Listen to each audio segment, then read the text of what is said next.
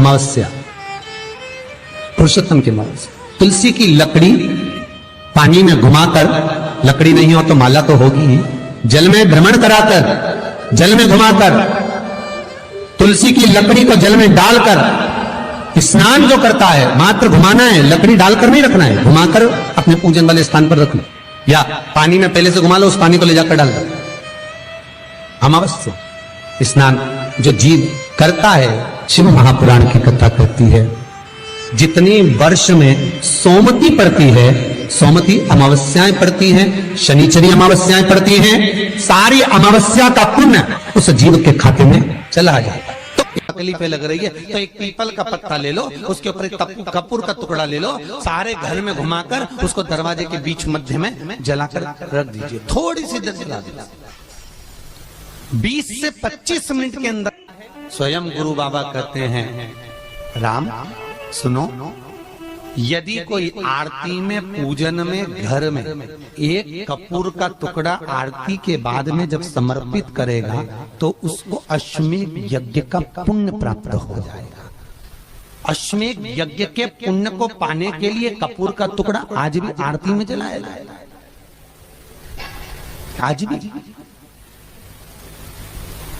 एक कपूर का टुकड़ा सुख का, इसीलिए हमारे यहाँ शास्त्र कहता है महाराज, जब आपको घर में अगर ऐसा लगने लगे कि 15 दिन से बहुत बेचैनी है, बहुत दुख तकलीफ लग रही है, कोई ना कोई बीमार पड़ रहा है, कुछ ना कुछ तकलीफें लग रही है, तो एक पीपल का पत्ता ले लो, उसके ऊपर एक कपूर का टुकड़ा ले लो, सारे घर में घुमाकर उसको दरवाजे के बीच मध्य में जलाकर रख दीजिए, थोड़ी सी देर जला दीजिए। 20 से 25 मिनट के अंदर मकान में एनर्जी वापस आ जाएगी, उस भवन में एनर्जी वापस प्राप्त हो जाएगी। अमावस्या के दिन आपको लगता है कि हमारे पूर्वजों का उद्धार नहीं हुआ, हमारे पूर्वजों का कल्याण नहीं हुआ, कहीं अधोगति में कोई चला गया है, उसका बस एक बार, रोज नहीं जरूरत है, प्रतिदिन जरूरत ही नहीं, महीने में एक बार अगर अमावस्या के दिन भी आपने चंदन के थोड़ा सा चंदन अगर मेरे देवाधिदेव महादेव को 7 स्थान पर समर्पित किया है। अशोक यहाँ पर वर्णन कर रही है, मैना, धन्य और कला की कथा कह रही है। तीनों ने सनकादि ऋषियों से मांगा। चंदन भगवान को अति प्रिय होता है और चंदन ही एक ऐसा होता है जो पितरों को भी प्रिय होता है, जिसका स्पर्श मात्र लगने से पूर्वजों का कल्याण हो जाता है, वो चंदन है। 7 स्थान शिवलिंग के बताए हैं, जहां पर भूल से भी अगर कोई चंदन की उंगलियां लगा देता है, 7 स्थान ऐसे हैं जहां चंदन की मात्र उंगलियां लगा देने से ही शिव पितृलोक के पितरों को मुक्ति प्रदान करके वैकुंठ लोक का निवास देते। और वो 7 स्थान जो चंदन के बताए गए, पहला भगवान देवाधिदेव महादेव के शिवलिंग पर चंदन का लेपन, समझ लेना जरा बहुत अच्छे से।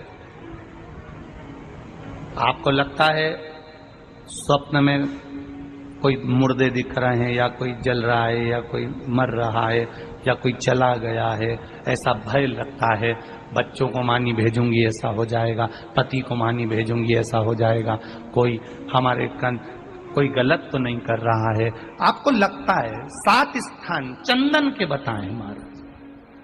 पहला शिवलिंग,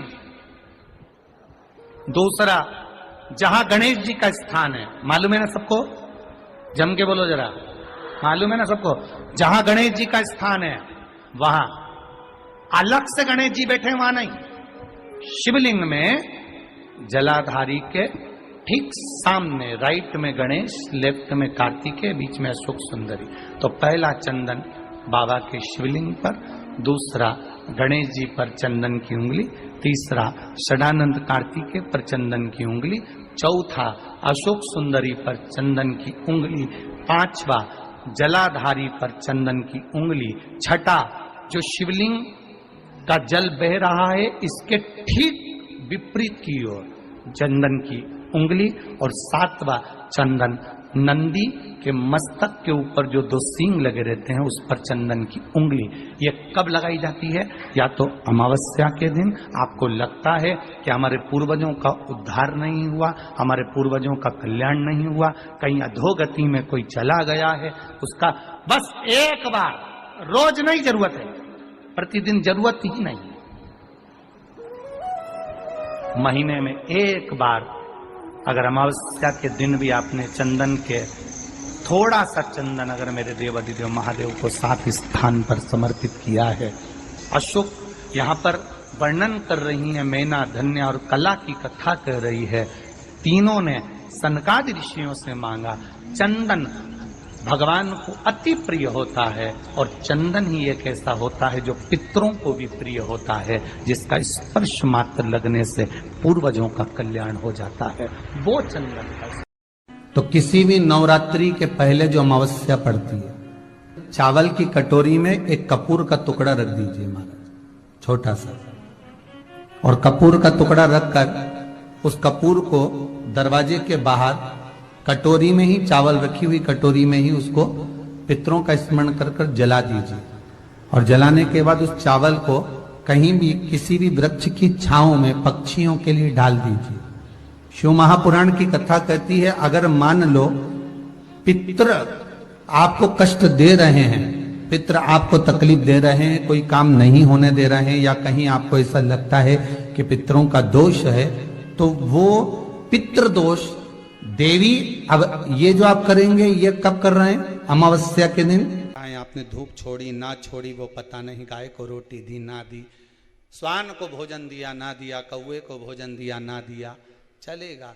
पर जिस दिन अमावस्या के दिन पितृपक्ष समाप्त हो, उस दिन प्रदोष काल में, प्रदोष के समय पर, प्रदोष काल में शाम के समय पर जाकर किसी भी नदी, तालाब, बावड़ी, कुआं, कहीं ना कहीं जो आपके पास में हो, वहां पर एक घी का दिया, बत्ती का मुंह दक्षिण की ओर कर कर अवश्य जला कर जाना, सारे पितृदोष समाप्त हो जाएगा, सारा पितृदोष समाप्त। अमावस्या के दिन किसी भी जलाशय के पास में, नदी, तालाब, बावड़ी, कुआं, जो आपके शहर में, आपके गांव में, आपके नगर में हो, वहां जाकर लगा दे। अगर नदी, तालाब, बावड़ी, कुआं नहीं है तो पीपल का वृक्ष हो या बेलपत्री का वृक्ष हो या बट का वृक्ष हो, उसके नीचे लगा दो प्रदोष काल में। पर अमावस्या के दिन लगाएं जरूर। क्यों? क्योंकि अमावस्या 16 दिन तक पितृ मृत्यु लोक में आने के बाद में भोजन ग्रहण करते हैं। अमावस्या के दिन पितृ शाम के समय प्रदोष काल में शंकर भगवान का नाम जाप कर कर नदी, तालाब, बावड़ी पर पानी पीने जाते हैं। वहां से जल का आचमन कर कर पितृ अपने लोक को चले जाते हैं प्रदोष काल के समय पर। इसलिए प्रदोष काल में जलाशय के पास में, बावड़ी, कुआं, नदी, तालाब के किनारे पर दिया लगाया जाता है दक्षिण की ओर मुख कर कर बत्ती का, तो पितृ आशीर्वाद देते हुए जाते हैं कि फलो फूलो, आगे बढ़ो, उन्नति करो, तरक्की करो। ये पितरों का आशीर्वाद रहता है, पितरों का वर रहता है। आप देंगे उसको मिलेगा, कुछ करा ना करा। फिर अमावस्या के दिन, जिस दिन पितृपक्ष समाप्त हो, उस दिन दिया दक्षिण की ओर बाती का मुख कर कर लगा। महाराज सती मैया ने एक झूठ बोला।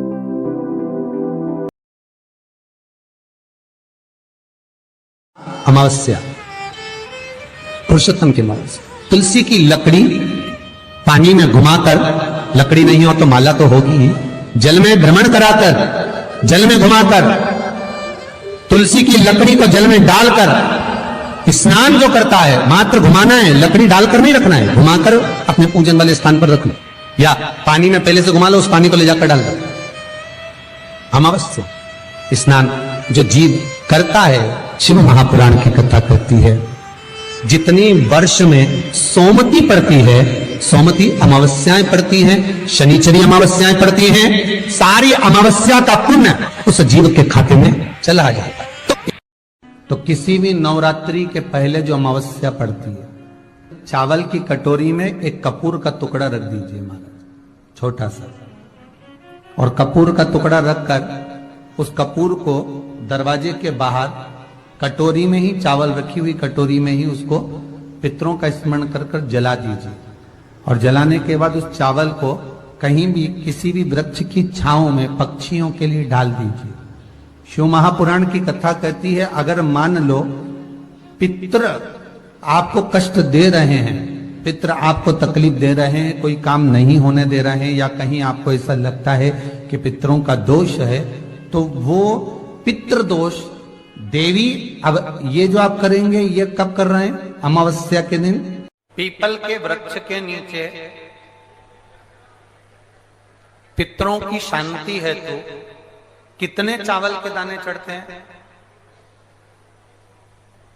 अगर कोई ब्राह्मण ने कह दिया तुम्हारे यहाँ पितृ दोष है, 1 रुपया कमाते हो, 1.25 रुपये खर्च होता है, तुम्हारे पास में पैसा टिकता नहीं, तुम्हारे यहाँ पितरों का दोष है, तो तुम 1 चावल का दाना अगर आप कहे कि पीपल के वृक्ष के नीचे दिया लगाओ, पीपल के वृक्ष के नीचे आप जल चढ़ाओ, या महादेव के मंदिर में 1 लोटा जल चढ़ाओ, तो हम कहते हैं ना कि प्रदोष के दिन बेलपत्री का वृक्ष, पीपल का वृक्ष, आंवले का वृक्ष, बड़ का वृक्ष या शंकर का शिवालय,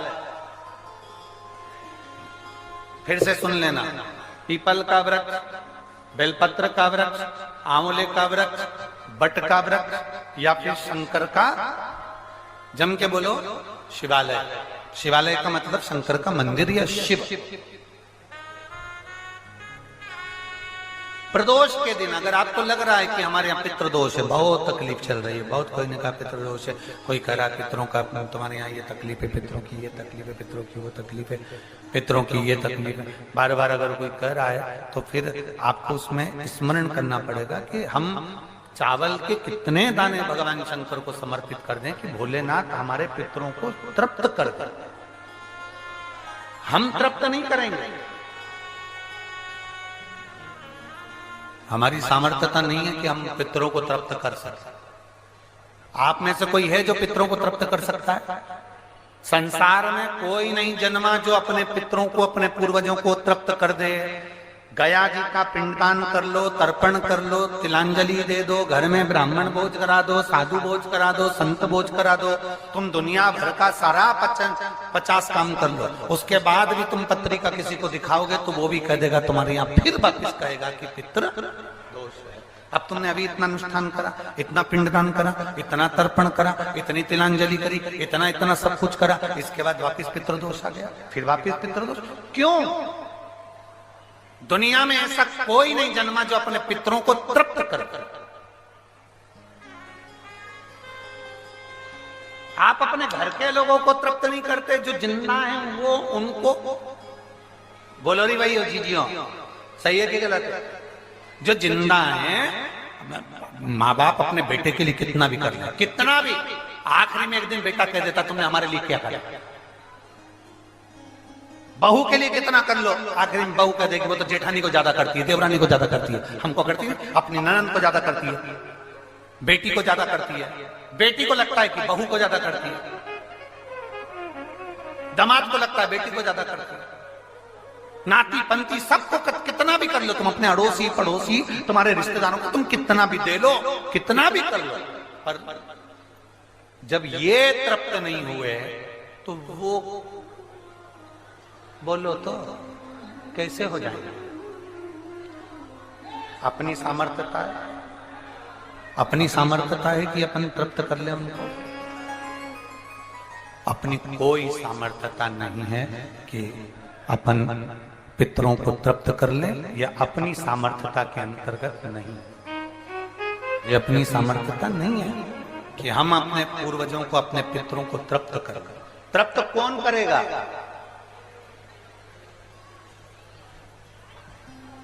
जिनकी शरण में पितृ है। वास्तु के देवता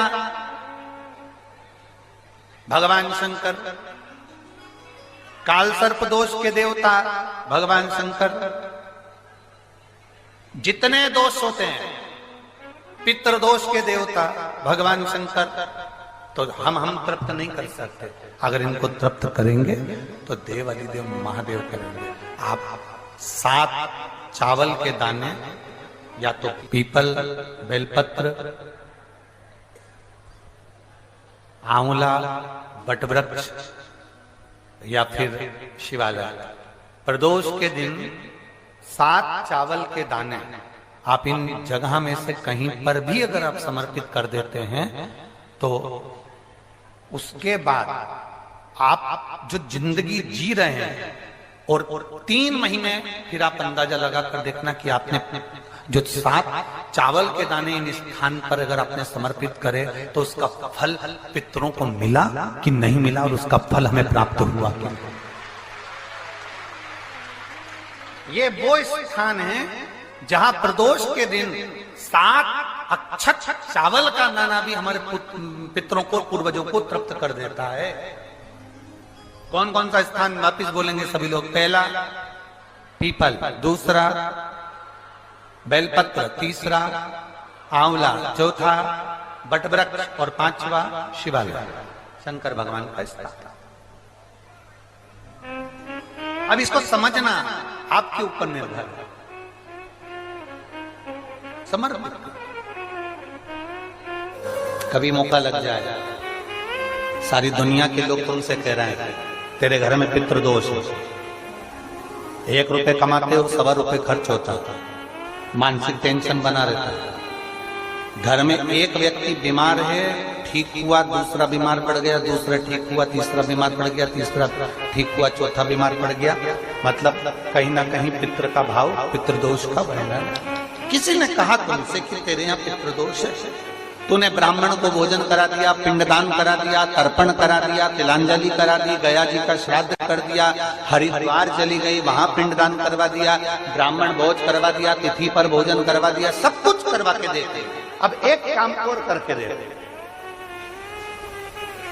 एक काम और करके देख लो।